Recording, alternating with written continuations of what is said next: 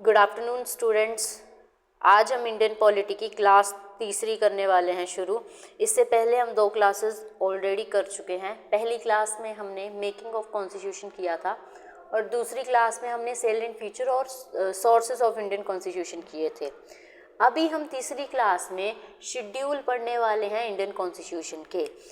तो आइए, शेड्यूल अगर मैं बात करूं तो ओरिजिनली जब कॉन्स्टिट्यूशन बनके रेडी हुआ था, यानी कि 1950 की बात हो रही है, तो यहाँ ओरिजिनली 8 शेड्यूल थे। लिख देती हूँ मैं, ओरिजिनली इंडियन कॉन्स्टिट्यूशन में कितने शेड्यूल थे? 8 शेड्यूल थे। और अब प्रेजेंटली की बात करूं, आज की डेट में अगर हम देखेंगे तो इंडियन कॉन्स्टिट्यूशन में टोटल 12 शेड्यूल हैं और ये आपको नंबर वाइज याद होने चाहिए। इट मीन्स कि जैसे फर्स्ट शेड्यूल में क्या है, सेकंड में क्या है, क्योंकि क्वेश्चन वैसे ही बनता है जैसे क्वेश्चन बन जाएगा कि शेड्यूल नंबर 4 किससे रिलेटेड है, मतलब क्या उसमें चीज़ इंसर्टेड है, तो वैसे करके पढ़ेंगे। अब पहले ये समझते हैं कि शेड्यूल इंडियन कॉन्स्टिट्यूशन में क्यों डाले गए। देखो, इंडिया का कॉन्स्टिट्यूशन सबसे लेंथीएस्ट कॉन्स्टिट्यूशन है, यानी कि बहुत लंबा संविधान है। बहुत सारी चीज़ें इसमें ऑलरेडी थी।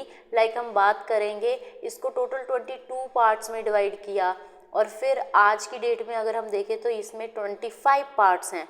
फिर स्टार्टिंग में जब थे तो 395 आर्टिकल्स थे। आज अगर हम देखेंगे तो 470 प्लस के अराउंड आर्टिकल इसमें इंसर्टेड हैं। तो इतना लंबा कॉन्स्टिट्यूशन था। तो जो चीज़ें मैक्सिमम जगह पे कॉमन है या एक बहुत बड़ा पोर्शन कैरी करती हैं, तो उन्हें हमने शेड्यूल में रखा है। जैसे जैसे पढ़ोगे पता चल जाएगा, ये एक अलग सा पोर्शन बना के रखा है इंडियन कॉन्स्टिट्यूशन में ही। अब हम बारी बारी से पढ़ना शुरू करेंगे कि शेड्यूल नंबर 1 किससे रिलेटेड है, शेड्यूल नंबर 2 किससे रिलेटेड है। ठीक है, इसको नोट करते रहिएगा। पहले हम करेंगे शेड्यूल नंबर 1। कलर चेंज कर लेती हूँ, एक सेकेंड। शेड्यूल नंबर 1, अगर 1 की मैं बात करूं तो आपका शेड्यूल नंबर 1 जो है वो रिलेटेड है name of state and union territory. Name of states, states आप समझते हैं राज्य जिसको हम बोलते हैं, उनके नाम इसमें दिए गए हैं एंड देयर टेरिटोरियल ज्यूरिसडिक्शन। तो एक सेकेंड, स्पेलिंग गलत हो गई, टेरिटोरियल ज्यूरिसडिक्शन। इसका मतलब क्या है? देखो, हम जब आर्टिकल पढ़ना शुरू करते हैं ना, तो पहला पार्ट जब हम उठाएंगे और जब हम आर्टिकल पढ़ना शुरू करेंगे तो 1 से लेके 4 तक आर्टिकल जो हैं वो स्टेट और यूनियन टेरिटरी और जो पूरी इंडिया की बाउंड्री है उसी सब के बारे में बात करते हैं। लेकिन फिर भी जितने स्टेट एग्जिस्टिंग है, आज की डेट में हम देखेंगे टोटल 28 स्टेट एग्जिस्ट करते हैं इंडिया में और 8 यूनियन टेरिटरी हैं। तो आज अगर इनकी इन्फॉर्मेशन दी गई है तो वो शेड्यूल नंबर 1 में दी गई है कि उनका नाम क्या है, उनका ज्यूरिसडिक्शन कितना है, मतलब क्षेत्राधिकार कितना है। टेरिटोरियल ज्यूरिसडिक्शन का मतलब होता है क्षेत्राधिकार कितना है, कितनी टेरिटरी उनकी है। ठीक है, तो शेड्यूल नंबर 1 में सबसे पहले दिया गया है स्टेट, यूनियन टेरिटरी के नाम और उनका टेरिटोरियल ज्यूरिसडिक्शन। नेक्स्ट पे मूव करते हैं, शेड्यूल नंबर 2 देखते हैं। अब शेड्यूल नंबर 2 में क्या दिया गया है? शेड्यूल नंबर 2 की अगर मैं बात करूं तो 2 में आपका दिया गया है, शॉर्टकट में लिखती हूँ, एमोलुमेंट्स एंड अलाउंसेस। एमोलुमेंट्स एंड अलाउंसेस, या फिर बोल सकते हैं सैलरी भी बोल सकते हैं। ठीक है, अलाउंसेस लिख देती हूँ पहले, सैलरी ब्रैकेट में लिख देती हूँ। यानी कि हम बात कर रहे हैं सैलरी, इमोल्यूमेंट्स, अलाउंसेस जो मिलते हैं उन लोगों को, एक्स्ट्रा प्रिविलेजेस। तो क्वेश्चन जो ये 2nd और 3rd शेड्यूल से बनता है वो मैक्सिमम टाइम ये बनता है कि जैसे शेड्यूल नंबर 2 में किसकी सैलरी या इमोल्यूमेंट्स की बात की गई है, किसकी की नहीं की गई है, 2 तरीके से क्वेश्चन बनता है। तो यहाँ पे जिनकी सैलरी, एमोल्यूमेंट और अलाउंसेस की बात की गई है वो की गई है प्रेसिडेंट की। साथ में आएगा वाइस प्रेसिडेंट, इन्हीं के साथ में आएगा गवर्नर। गवर्नर के साथ में हम लिखेंगे स्पीकर, प्लस ही लिख देती हूँ डिप्टी स्पीकर। स्पीकर और डिप्टी स्पीकर कहाँ के? लोकसभा एंड लेजिस्लेटिव असेंबली के। ठीक है, उसके बाद आगे चलते हैं। आगे यहाँ पे लिखेंगे हम चेयरमैन एंड वाइस चेयरमैन या डिप्टी चेयरमैन भी बोल सकते हैं। चेयरमैन कहाँ पे होते हैं? राज्यसभा प्लस लेजिस्लेटिव काउंसिल में होते हैं, तो उनकी सैलरी की बात की गई है। नेक्स्ट हम बोलेंगे जजेस। जजेस कौन से? सुप्रीम कोर्ट और हाई कोर्ट के जजेस की सैलरी और एमोल्यूमेंट्स की बात की गई है। और एक और मैं लिख रही हूँ कैग। कैग की फुल फॉर्म होती है कंट्रोलर एंड ऑडिटर जनरल। ये क्या करता है? ये आपकी गवर्नमेंट के काम के ऑडिट करता है, ठीक है। तो हमने देखा कि सेकंड वाले शेड्यूल में एमोल्यूमेंट्स और अलाउंसेस की बात की गई है। अलाउंसेस किसके? मतलब सैलरी से रिलेटेड जो एक्स्ट्रा अलाउंसेस एमोल्यूमेंट्स मिलते हैं। तो president, vice president, governor, speaker and deputy speaker of Lok Sabha and Vidhan Sabha, या फिर जिसको हम लेजिस्लेटिव असेंबली बोलते हैं। Chairman and vice chairman of Rajya Sabha and legislative council, Vidhan Parishad हम इसको बोलते हैं। जजेस कहाँ के? सुप्रीम कोर्ट और हाई कोर्ट के जजेस। और साथ में कैग होता है कंट्रोलर एंड ऑडिटर जनरल, नियंत्रक एवं महालेखक परीक्षक। इसका काम क्या है? सरकार के काम का ऑडिट करना। तो इन सब की सैलरी और अलाउंसेस की बात की गई है शेड्यूल नंबर 2 में। अभी नेक्स्ट शेड्यूल पे मूव करते हैं। तो नेक्स्ट शेड्यूल आपका रहने वाला है शेड्यूल नंबर 3। शेड्यूल नंबर 3 में हम देखते हैं किसकी बात की गई है। तीसरे शेड्यूल की देखते हैं। तो थर्ड शेड्यूल में बात की गई है ओथ एंड एफर्मेशन की। Oath and affirmation third schedule में बात की गई है ओथ एंड एफर्मेशन की। तो ओथ एंड एफर्मेशन तो ठीक है, लेकिन किसकी ओथ की बात की गई है?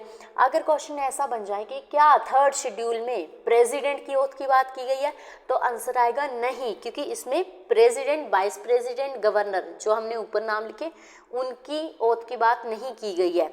यहाँ पे ओथ की बात की गई है मिनिस्टर्स की। अब मिनिस्टर्स कौन हो सकते हैं? जो काउंसिल ऑफ मिनिस्टर के पार्ट होते हैं ना, जैसे होम मिनिस्टर वगैरह है, उन सब की ओथ की बात की गई है। यहाँ पे हम बात करेंगे एमपीज़ की, मेंबर ऑफ पार्लियामेंट की। यहाँ पे हम बात करेंगे एमएलएज की, मेंबर ऑफ लेजिस्लेटिव असेंबली। यहाँ पे हम बात करेंगे जजेस की, सुप्रीम कोर्ट, हाई कोर्ट के जो जजेस हैं उनकी ओथ की बात की गई है। यहाँ पे हम बात करेंगे कैग की। ये कैग वही है ऊपर, अभी मैं फुल फॉर्म नहीं लिखूंगी, ठीक है। तो ओथ, अगर हम शेड्यूल नंबर 3 की बात करेंगे तो वो ओथ एंड एफर्मेशन से रिलेटेड है।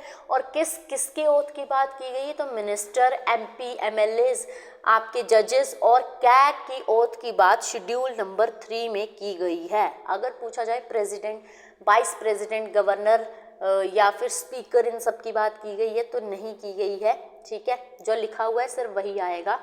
नेक्स्ट हम बात करते हैं शेड्यूल नंबर 4। शेड्यूल 4 की बात करें। ओ, ये पेन आई थिंक दिख नहीं रहा है, चेंज कर लेती हूँ। शेड्यूल नंबर 4 की बात करते हैं। शेड्यूल नंबर 4 बहुत इंपॉर्टेंट है, ये बहुत बार एग्जामिनेशन में पूछा जाता है यहाँ से क्वेश्चन। शेड्यूल नंबर 4 में हम बात करेंगे एलोकेशन ऑफ सीट्स की, मतलब कि किस स्टेट को कितनी सीट्स मिलेंगी। एलोकेशन ऑफ सीट्स, लेकिन कहाँ सीट्स मिलेंगी? इन राज्यसभा में किस राज्य को कितनी सीट्स और कितनी सीट्स मिलेंगी, ठीक है। ये सिर्फ राज्य की बात नहीं हो रही है, यहाँ पे स्टेट्स एंड यूनियन टेरिटरी दोनों की बात हो रही होगी। यहाँ पे आप देखेंगे जैसे यूपी जैसे जो स्टेट हैं उनके पास 31 सीट्स हैं, और हिमाचल में जैसे कि 3 सीट हैं राज्यसभा की, सिक्किम, गोवा जैसे को 1 सीट मिली हुई है राज्यसभा में।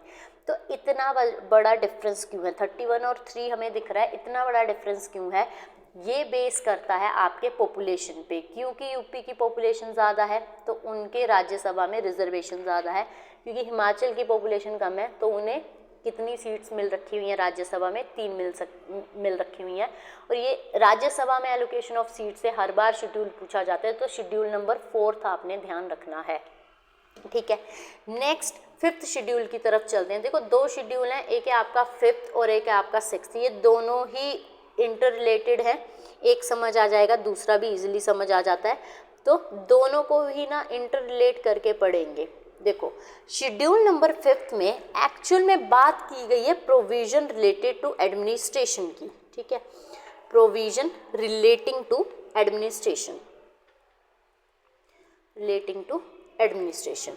लेकिन किसके एडमिनिस्ट्रेशन की बात की गई है? ऑफ शेड्यूल्ड एरिया, मतलब कि जो जनजातीय क्षेत्र है, शेड्यूल्ड एरिया है, उनके एडमिनिस्ट्रेशन के लिए क्या क्या प्रोविज़न है उसकी बात की गई है। या फिर हम बोल सकते हैं जो शेड्यूल्ड ट्राइब है, एसटी कम्युनिटी है, उनके प्रशासन से रिलेटेड प्रावधान शेड्यूल नंबर 5 में है। अब 6 में भी लगभग सेम आएगा, वहाँ पे भी हम ट्राइबल एरिया की बात करेंगे, पर वहाँ पे स्पेसिफिक 4 स्टेट की बात हो रही होगी। और शेड्यूल नंबर 5 में टोटल 10 स्टेट ऐसे हैं, 10 राज्य ऐसे हैं जिनके प्रोविज़न की बात हम करते हैं। अब ये 10 राज्य कौन से हैं? वैसे तो नहीं पूछे जाते हैं, 6th वाले ज़्यादा पूछे जाते हैं, बट स्टिल मैं यहाँ पे बता देती हूँ। यहाँ पे हैं आपके आंध्र प्रदेश, ये सुन के लिख लेना क्योंकि ये आंध्र प्रदेश है, अरुणाचल नहीं होगा, एपी से हम बड़ी बार कंफ्यूज करते हैं, ये आंध्र प्रदेश है। नेक्स्ट आएगा छत्तीसगढ़, छत्तीसगढ़ के साथ में मैं लिख रही हूँ झारखंड, झारखंड के साथ लिख देते हैं महाराष्ट्र, महाराष्ट्र के साथ चलते हैं मध्य प्रदेश, ठीक है। या फिर हम ऊपर से चल लेते हैं ना सीक्वेंस में, तब भी ठीक रहेगा। चलो सीक्वेंस में लिखते हैं, एक सेकेंड, मैप को दिमाग में रखिएगा और उसी हिसाब से चलते हैं। हम चलेंगे हिमाचल प्रदेश से, हिमाचल प्रदेश, उससे नीचे आएंगे तो यहाँ आएगा राजस्थान और गुजरात, गुजरात के ही साथ में आ जाएगा एमपी, और थोड़ा नीचे चलेंगे तो आएगा महाराष्ट्र, महाराष्ट्र के बाद नीचे चलेंगे हम थोड़ा सा और आंध्र प्रदेश और तेलंगाना। टीजी लिख रही हूँ तो तेलंगाना है, टीएन लिखती तो तमिलनाडु है, टीजी लिख रही हूँ तेलंगाना है, ठीक है।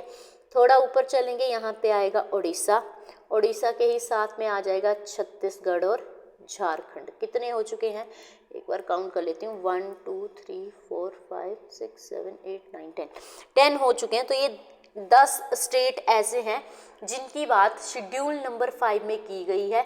कुछ स्पेशल प्रोविज़न है, जहाँ जहाँ पे ट्राइबल एरिया है वहाँ पे एडमिनिस्ट्रेशन के डिफरेंट जो है प्रावधान है। जैसे हिमाचल की बात कर ले तो यहाँ पे लैंड वगैरह की सेलिंग परचेजिंग के लिए डिफरेंट चीज़ें हैं, मतलब नॉन एग्रीकल्चरिस्ट लोग जो हैं नहीं सेल कर सकते हैं या खरीद नहीं सकते हैं, ठीक है। तो नेक्स्ट हम बात करेंगे शेड्यूल नंबर 6 की, लगभग सेम है, बस मैंने बोला है कि जो आपके स्टेट हैं वही चेंज होने हैं, ठीक है। तो शेड्यूल नंबर 6 डील करता है, ये डील करेगा provision related to administration of tribal area, same line आएगी, लेकिन ट्राइबल एरिया कौन सा, इसके लिए एक शॉर्ट ट्रिक हम रखते हैं, ATM विद डबल M या ATM स्क्योर आप कर सकते हो, जो करना है कर लेना। तो ये ATM क्या है, पहले यहाँ पे लिख ही देती हूँ, एडमिनिस्ट्रेशन ऑफ ट्राइबल एरिया, पूरा लिख लेना, provision related to administration of tribal area, tribal area. ये ट्रिक है ATM, ये ट्रिक है, इसको ATM स्क्वायर भी कर सकते हैं, ATM विद डबल M भी कर सकते हैं। ATM M से क्या है, A से है आपका असम, ठीक है, T से है यहाँ पे त्रिपुरा, और M से क्या है आपका, एक तो आएगा मेघालय, मेघालय आएगा, और दूसरा आएगा मिजोरम। अब यहाँ पे ना ये हमने सारे 7 सिस्टर्स वाले नाम लिखे हैं, लेकिन आपको ध्यान कैसे रखना है कि कौन कौन से स्टेट 6 शेड्यूल में हैं, वो ये हैं कि जैसे ATM है, ATM कौन जाता है पैसे निकलवाने के लिए, जिसके पास पैसे नहीं होंगे, राइट, मनी नहीं होगी तो वही जाएगा। अब मणिपुर के नाम में ऑलरेडी मनी आ रहा है तो वो ATM क्यों जाएगा, ठीक है, मणिपुर के नाम में ऑलरेडी मणिपुर आ रहा है तो वो ATM नहीं जाएगा। ATM कौन जाएगा, मेघालय और मिजोरम जाएंगे, असम, त्रिपुरा, मेघालय और मिजोरम। सो मणिपुर इज़ नॉट इंक्लूडेड, और मणिपुर मैक्सिमम टाइम 4 ऑप्शन अगर आपके पास दे रखे हैं तो वहाँ पे दिया रहता है। नेक्स्ट हम शेड्यूल देखते हैं, शेड्यूल नंबर 7 शेड्यूल की तरफ चलते हैं। शेड्यूल नंबर 7 की बात करेंगे, यहाँ पे हम बात करते हैं डिवीजन ऑफ पावर की, या फिर हाँ डिवीजन ऑफ पावर हम इसको लिख सकते हैं, या फिर हम बोल सकते हैं कि इसमें ना 3 लिस्ट हैं शेड्यूल नंबर 7 में। शेड्यूल नंबर 7 में 3 लिस्ट कैसे हैं, एक है आपकी यूनियन लिस्ट, ठीक है, दूसरी है स्टेट लिस्ट, और तीसरी है कंकरेंट लिस्ट, समवर्ती सूची, संघ सूची, राज्य सूची और समवर्ती सूची।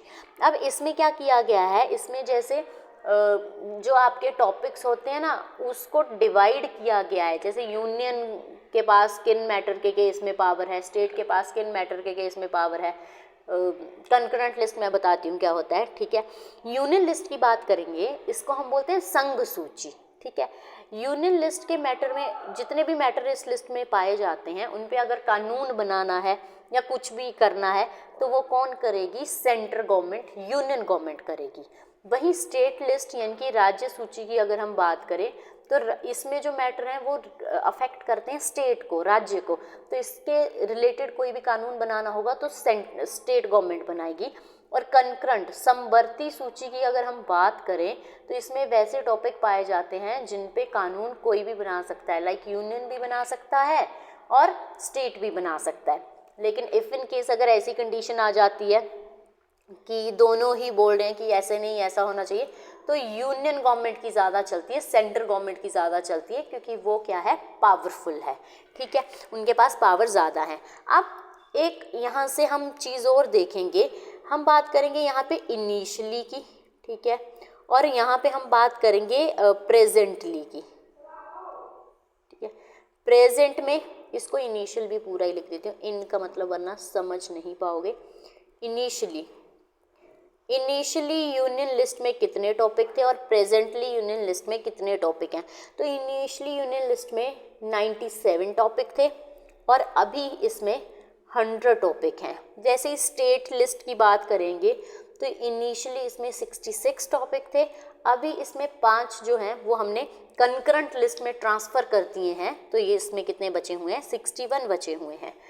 इनिशियली कंकरेंट लिस्ट में 47 टॉपिक थे और आज की डेट में हम बात करेंगे तो इसमें 5 जो यहाँ से निकले हैं ना, स्टेट लिस्ट से जो निकले हैं वो कंकरेंट लिस्ट में ऐड हुए हैं, तो कितने हो गए हैं, 52 हो गए हैं, ठीक है।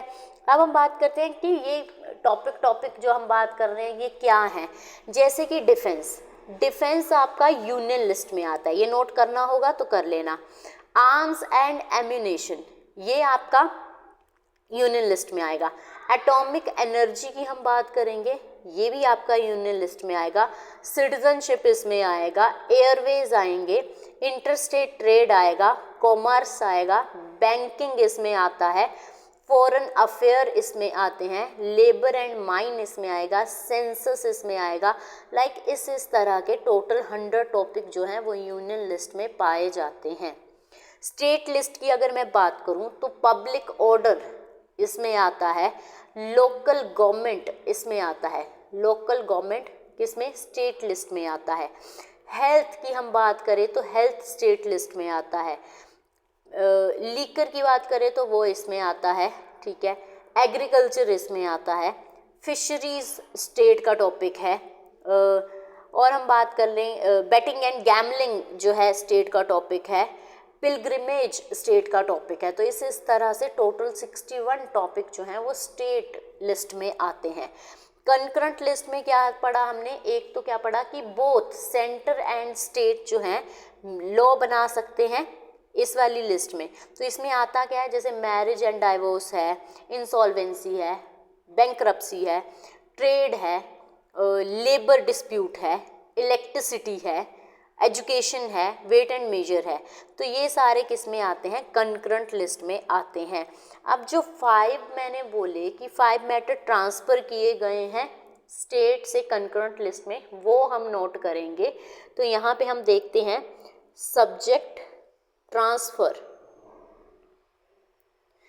कहाँ से, स्टेट लिस्ट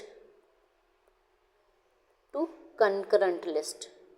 एक सेकंड, ये बहुत ही गंदा लिखा गया है, दोबारा लिख देती हूँ। Subject transfer to state list to concurrent list, ठीक है। कौन से किए गए हैं, अच्छा ये किए कब गए हैं वो भी लिख देती हूँ। ये किए गए हैं 42nd कॉन्स्टिट्यूशनल अमेंडमेंट 1976 में, ठीक है। अब ये क्या चीज़ लिखी है, अगर ये चीज़ नहीं पता है तो इसको समझना। जब भी संविधान में हमने कुछ चेंजेस करने होते हैं तो हमें संविधान संशोधन करना पड़ता है, कॉन्स्टिट्यूशनल अमेंडमेंट करनी पड़ती है। तो ये 42nd टाइम जब हम कॉन्स्टिट्यूशन में हमने कुछ चेंजेस किए हैं तो उसमें से एक चेंज ये भी था। 5 मैटर कौन से हैं वो लिख लेते हैं। इसमें 5 मैटर हैं आपके, एजुकेशन, ये कैसा है, रुको, एजुकेशन इसमें एक आता है, 5 मैटर्स देखने हैं ना कौन से वाले ट्रांसफ़र किए गए हैं स्टेट लिस्ट से आपके किस में, कंकरेंट लिस्ट में। एजुकेशन आएगा, फॉरेस्ट आएगा, 2 ये हो गए हैं। तीसरा आता है वेट एंड मेजर, बाट और माप, वेट एंड मेजर। चौथा आएगा आपका protection of wild animal, protection of wild animal and birds, wild animal and words. और कितने हुए, 4 हुए ना। 5वां आएगा हमारे पास एडमिनिस्ट्रेशन ऑफ जस्टिस। तो ये 5 टॉपिक थे जो ट्रांसफ़र किए गए हैं कंकरेंट लिस्ट में स्टेट लिस्ट से। Education, forest, weight and measure, 4th है protection of wild life, wild animal and birds, और 5th है एडमिनिस्ट्रेशन ऑफ जस्टिस। इसके अलावा एक और चीज़ यहाँ पे मैं ऐड करना चाहूँगी, हमारे पास ना एक रेजिड्यूरी लिस्ट भी होती है। रेजिड्यूरी लिस्ट वो 7 शेड्यूल की नहीं है, 7 शेड्यूल में 3 ही लिस्ट हैं, पर रेजिड्यूरी लिस्ट में वो सब्जेक्ट आते हैं जो subject state list, union list और कंकरेंट लिस्ट में इंक्लूडेड नहीं है। और इसमें लिख सकते हैं subject are not included in union, state and concurrent list. वो कहाँ आएंगे, रेजिड्यूरी लिस्ट में आएंगे। और इस केस में किसके पास पावर है कि कौन लेजिस्लेट कर सकता है, कौन कानून बना सकता है, इसमें जो भी टॉपिक पड़े होंगे, तो ये पावर पार्लियामेंट के पास ही है डायरेक्ट। ठीक है, रेजिड्यूरी लिस्ट जो है, इन तीनों लिस्ट के अलावा एक और लिस्ट है जिसको हम रेजिड्यूरी लिस्ट बोलते हैं। इसमें कौन से मैटर आते हैं, जो मैटर आपके स्टेट, कंकरेंट और यूनियन लिस्ट में नहीं है वो इस लिस्ट में आते हैं। और इस लिस्ट में जितने भी मैटर हैं उन पे कानून कौन बना सकता है, पार्लियामेंट उन पे कानून बना सकती है। ठीक है, चलो अब मूव करते हैं शेड्यूल नंबर 8 की तरफ। शेड्यूल नंबर 8 की अगर मैं बात करूं तो यहाँ पे हम बात करते हैं ऑफिशियल लैंग्वेजेस का। ऑफिशियल लैंग्वेज कौन सी भाषाएं हैं जिन्हें संविधान में दर्जा मिला हुआ है, मतलब ऑफिशियल लैंग्वेज कौन है जिन्हें कॉन्स्टिट्यूशनल स्टेटस मिला हुआ है, तो वो हम देखेंगे। ओरिजिनली अगर मैं बात करूं तो यहाँ पे हमारे पास टोटल 14 लैंग्वेज थी, लेकिन अब ऐड ऑन होके प्रेजेंटली हम बात करेंगे तो ये 14 लैंग्वेज अब 22 हो चुकी हैं, यानी कि 22 भाषाएं ऐसी हैं जिन्हें संविधान में दर्जा मिला हुआ है। ठीक है, चलिए, तो ये 14 के बाद ये मैं बता देती हूँ जो 22 कैसे हुई, 14 तो ठीक है जो भी हैं, 22 कैसे हुई। एक को हमने ऐड किया 21st कॉन्स्टिट्यूशनल अमेंडमेंट एक्ट 1967 में, और ये हमने ऐड करी थी सिंधी लैंग्वेज। एक सेकेंड, सिंधी लैंग्वेज को हमने ऐड किया था।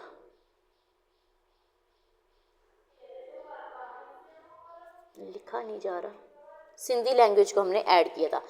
फिर एक अमेंडमेंट आई 71st कॉन्स्टिट्यूशनल अमेंडमेंट एक्ट 1992, इसमें हमने ऐड किया 3 लैंग्वेज को। 3 लैंग्वेज कौन सी थी, कोंकणी, ठीक है, कोंकणी, मणिपुरी, नाम से ही है जैसे मणिपुर मणिपुरी, और नेपाली, तो इनको हमने ऐड किया था। ठीक है, उसके बाद हम देखेंगे हमारे पास कौन सा वाला आएगा, उसके बाद हमारे पास आने वाला है 2003 का 82nd 2003, और फिर 96 वाला हम देखेंगे। तो ये टोटल हमने 2011 है यहाँ पे। ठीक है, 2011, तो हमने इतनी लैंग्वेज बाद में ऐड करी है। चलो देखते हैं, यहाँ पे हमने ऐड करी है बोडो, डोगरी, मैथिली और संथाली। ठीक है, एक बार काउंट करते हैं, काउंट करके अगर आप देखोगे तो 14 के बाद 15, 16, 17, 18, 19, 20, 21, 22 ये हो गया। अब ये जो 2011 वाला मैं बोल रही हूँ, 2011 वाले की अगर मैं बात करूँ तो यहाँ पे हमने जो एक उड़िया लैंग्वेज थी उसका नाम था ये ORIYA, इसको चेंज करके उड़िया कर दिया हुआ है। ये खैर इतना इम्पोर्टेंट नहीं है, ऊपर वाली तीनों ही बहुत इम्पोर्टेंट है कि कौन सी लैंग्वेज को कब ऐड किया गया है। ठीक है, चलो नेक्स्ट हम बात करेंगे शेड्यूल नंबर 9 की। तो शेड्यूल नंबर 8 में हमने क्या देखा है, ऑफिशियल लैंग्वेज जिनको संविधान में दर्जा मिला हुआ है। पहले 14 थी, अब 22 हैं। 14 जैसे हिंदी, संस्कृत, उर्दू, तमिल, तेलुगु, आपकी और कौन सी आती है इसमें, ऐसे करके टोटल 14 लैंग्वेजेस हैं। ठीक है, चलो नेक्स्ट हम बात करेंगे शेड्यूल नंबर 9। शेड्यूल नंबर 9 की अगर हम बात करेंगे तो एक चीज़ तो हमें समझ आ गई कि जब संविधान बना था तब उसमें टोटल 8 ही शेड्यूल थे।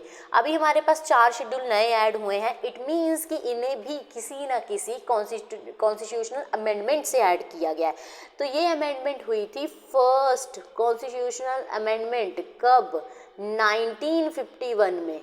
तो आप देख रहे हो 1950 में हमने संविधान को लागू किया और 1951 में हमने उसमें चेंजेस भी करे। चेंजेस क्या किए, इसमें हम प्रोविज़न लेके आए। प्रोविज़न किस बात का था, provision related to land reform और एक और चीज़ इसमें जो है एंड ज़मींदारी सिस्टम को ख़त्म किया गया था यहाँ से। तो हमने शेड्यूल नंबर 9 में क्या देखा कि लैंड रिफॉर्म्स को लेके आए, मतलब कुछ लोगों के पास अनइक्वली लैंड जो थी डिस्ट्रीब्यूटेड थी, तो हम ज़मींदारी सिस्टम को हमने ख़त्म किया था। बहुत बड़े बड़े ज़मींदार जो होते थे उनसे लैंड लेके जिनके पास बिल्कुल भी लैंड नहीं थी उनमें डिस्ट्रीब्यूट किया गया था। तो ये हुआ था फर्स्ट कॉन्स्टिट्यूशनल अमेंडमेंट एक्ट 1951 में। अगले ही साल हमने चेंज किया था संविधान के लागू होने के नेक्स्ट ईयर। नेक्स्ट हम देखते हैं, हमारे पास फिर आता है शेड्यूल नंबर 10। इसको हमने कब ऐड किया, इसको हमने ऐड किया 52nd कॉन्स्टिट्यूशनल अमेंडमेंट एक्ट 1985 में। ठीक है, 1985 में ऐड किया। इसमें क्या है, इसमें है disqualification of MP and MLAs on ground of defection, या फिर हम बोल सकते हैं एंटी डिफेक्शन लॉ। इसमें शेड्यूल नंबर 10 में है एंटी डिफेक्शन लॉ, या फिर हम बोल सकते हैं disqualification of MP and MLA, कुछ भी लिखो सेम बात है। डिस्क्वालिफिकेशन किसकी, MP एंड MLA की, किस बेसिस पे है, ऑन ग्राउंड ऑफ डिफेक्शन। दल बदल के विरोध में ये कानून है कि जो लोग मतलब ऐसे होता है ना, सरकार बन रखी है उसके बाद दूसरी पार्टी को ज्वाइन कर लेंगे, तो उनके खिलाफ फिर एंटी डिफेक्शन लॉ लगता है, जो कि शेड्यूल नंबर 10 में मेंशन किया गया है। और इसको हमने ऐड कब किया था, 52nd कॉन्स्टिट्यूशनल अमेंडमेंट एक्ट से इसको ऐड किया था। अभी शेड्यूल नंबर 11 और 12 दोनों लगभग सेम है, दोनों एक ही साल पे आए हैं। बस एक शेड्यूल क्या है, 11 है जो अलग चीज़ से डील करता है, और दूसरा शेड्यूल कौन सा है, 12 है जो अलग चीज़ से डील करता है। आए कब है, इसको हम बोलते हैं 73rd कॉन्स्टिट्यूशनल अमेंडमेंट एक्ट 1992 में आया है। और जो ये वाला है ये 74th अमेंडमेंट है, ये भी 1992 में आया है। ठीक है, अमेंडमेंट 74 थी। अच्छा, इसमें हम बात क्या करते हैं, इसमें हम बात करते हैं प्रोविज़न, किसके प्रोविज़न, रिलेटिंग टू पंचायत या फिर पंचायती राज। तो हम शेड्यूल नंबर 11 में बात करते हैं पंचायत की, और शेड्यूल नंबर 12 में बात हम करते हैं म्यूनिसिपैलिटीज़ की। म्यूनिसिपैलिटी में आ जाता है आपका नगर निगम, नगर पालिका, नगर पंचायत, ये सब आ जाते हैं। तो म्यूनिसिपैलिटी की बात करते हैं। अगर हम बात करें कि फंक्शन कितने हैं या फिर टॉपिक कितने हैं, कुछ भी पूछा जाए, तो पंचायत के केस में 29 फंक्शन हैं, टॉपिक हैं, विषय हैं, कुछ भी बोल सकते हैं।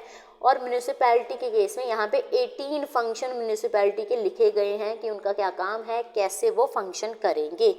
तो ये हमारे टोटल 12 शेड्यूल हैं। 12 शेड्यूल हमने पढ़े हैं यहाँ पे आज की क्लास में।